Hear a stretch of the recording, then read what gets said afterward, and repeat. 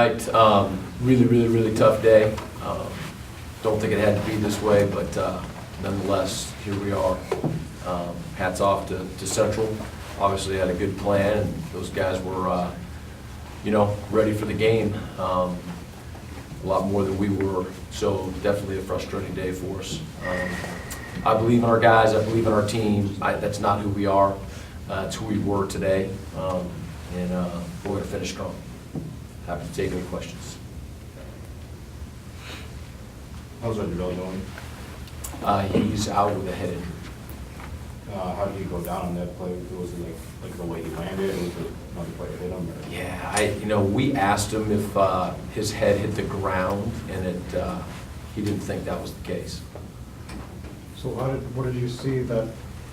Same thing you did. I mean, just saw him get tackled. But was he shaken up on the sidelines? Is that why? Yeah, when he came off the field, I could tell that he was a little dizzy, and so went and got the trainer. So then he runs through the test, and then they ruled him out. Is that how? Yeah, they waited till halftime, and then at halftime they said that he wouldn't be coming back. And then does he have to go through a concussion protocol this week? Yeah, they haven't. I haven't talked to the doctors yet. I just know he's out with a head injury, and we'll figure all that out. So, if it were to be a concussion, then there's a concussion protocol that you go through. How much of a challenge was it for, to go to Rob, with the game plan? How much did it change? Well, not a whole lot. Coach DeBoer does a great job in getting, ones and twos ready. He just, scripts racks of plays, and the first group will go in and run whatever he dictates that day, 4, 5, or 6 plays in a row, and then the second group runs a different rack, but, normally the same amount of plays. And so our first and second groups both get plenty of reps. So, again, he hadn't been playing in previous games, but he's been practicing and, was prepared to play. Defensively, this little start kind of hurt you guys, obviously. What did you see from the defense just out of the gate in that first quarter? Yeah,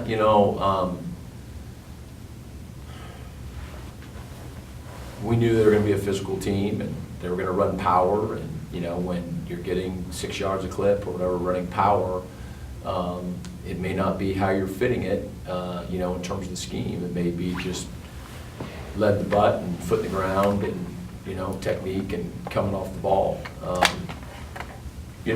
There's days when coin flips are irrelevant, and there's days when coin flips can have a pretty big part of a game. I just feel as though it was a lack of our emotional intensity, and I think they were ready for the game, and wind blowing hard, and the ball being affected by that, so they got off to a great start. Talk about the running backs for a second. Darius Jackson had 12 yards, Brumfield 9, Bronson Hill 7. Just what you saw with those guys and kind of where that's differed maybe from the last few weeks. Yeah,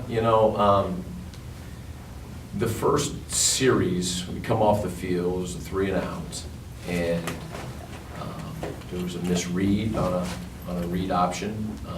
There was somebody who had gone the wrong way, and then we were arcing, on one of the run plays, and that didn't happen. And so sometimes in football, when one of 11 guys, isn't doing it right, it negatively affects the entire play.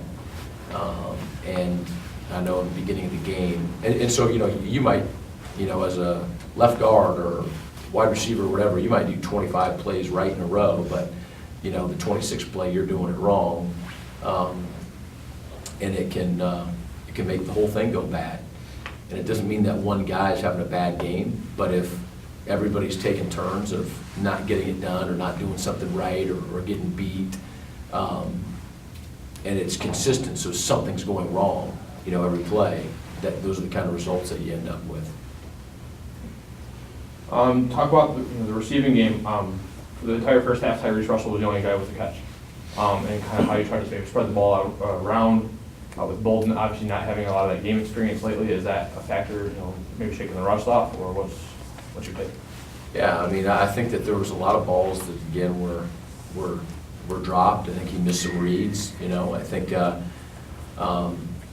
mean, there's no excuses. I mean, whether, you know, he was prepared to play and had, you know, practiced and whatnot. I think, he's our second string quarterback. You know, I mean, Reggie's our starter. But there was balls that were thrown on the money that weren't hauled in, you know, and there's times that he would miss the read. There are times when you're seeing man where you like matchups, but often when you're seeing zone cover and whatnot, it's a matter of reading the defense and throwing it to the open man. It's not we're trying to get the ball to Gibby or Creel or Tyrese necessarily. It's we're calling what's effectively going to be run against a certain cover, and there's usually 1 to 2 people that we're reading, and that's going to dictate where the ball goes. Going back to the defense real quick, the run defense, particularly after 3 weeks, it struggled. So is it possible next week we see more 8-man fronts or bring 6 guys? Or? Well, you talking about versus the run? Yes. You see bringing 6. I mean, like one of our early pressures, you know, was their conversion on a long 3rd down. We just didn't get home.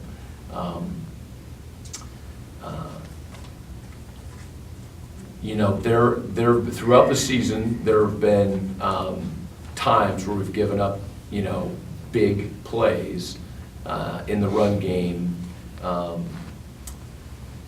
You know, that has to do with they may have gotten us in a call, you know, where we're playing for the pass, and like they got us on a draw today, you know, where we just didn't read that very well, you know, post snap. But a lot of it is less numbers in the box than it is making tackles and running backs not falling forward, and just bringing it, playing with confidence and whatnot. I mean, today is not going to dictate the rest of our season. You know, today we're going to learn from it and analyze everything like we always do. But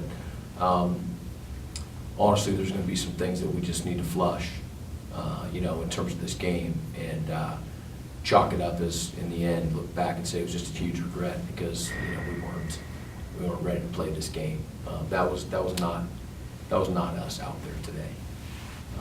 But we always, you know, to answer your question more specifically, I mean, we're going to analyze every play, you know, and the call and the personnel and all of that. How important was it to avoid the shutout? Was it important? Yeah, I don't like being shut out. For the players too? I mean, did you get a sense that? I didn't ask them, but if I did, I'm sure that they'd rather have points on the board than not. So, you know, could have kicked a field goal earlier and whatnot, and at that point, when there's time left, I always believe we can win. You know, and so I told them at halftime, I said it's gonna be tough to win, but is it possible? Absolutely. Is that what we need to focus on right now? Absolutely not. We need to focus on playing hard. Period. Just play hard. Go out there and play. Play hard. Now, is it possible to win? Absolutely. You know, and then it's our job with, you know, calling the game to put us in a position where we can. The special teams unit has executed at a pretty high level. We don't block a kick today, blocked 2 field goals last week. And what do you get a sense that they're doing? They're executing well, that sometimes the offense and defense isn't. Yeah. I mean, other than the specialists, those are all offensive and defensive players, you know, who are on the special teams units. Right. You know, there are things that we did well. I think one of the things that Coach Keene has done a great job with our special teams is that we're simple, yet not simplistic. And, you know, he's stayed true to that, you know, all the way through. But, like, you know, we didn't necessarily have a great week of practice, special teams, you know. We'll watch the tape, and, you know, there's things that we're going to need to improve on and whatnot, but there were some bright spots, you know, as well. So,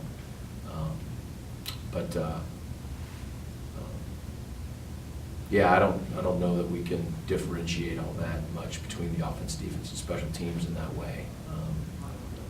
there's some good execution today. I mean, there was, we didn't scoop and score. I mean, there's plenty to work on. Coach, did you guys feel like Brogan Norbeck wasn't prepared to play today?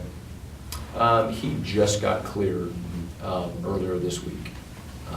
And so he's been throughout, I think it was the 6 weeks, that he was out. He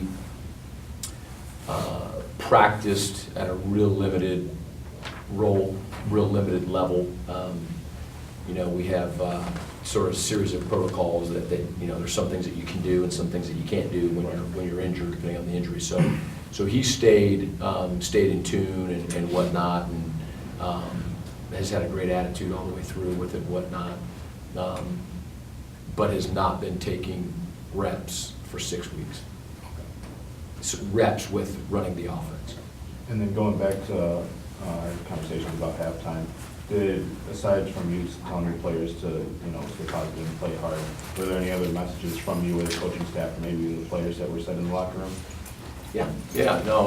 No. What we do is I try to get in there. I feel as though I have a pulse on the guys and just want to give them a quick message. I mean, they're using the bathroom and get some food in them and whatnot. You get a chance to adjust your pads, and I try to address them then while the offensive, defensive staff are, chalking things up, and then those guys will come in and talk through it. But there's people were frustrated, for sure, but not out of line or anything like that. Just it's not a familiar feeling at all to me, but it's also it's just a sick feeling when you're in a situation like that. So we just tried to say, hey, let's take a time out. We just need to go out there and play football, because we're not. And then coaches got position groups and offense and defense, and talk scheme. You got the week off before you go to Western. What's the message to the team going to be this week? Yeah, I don't know yet.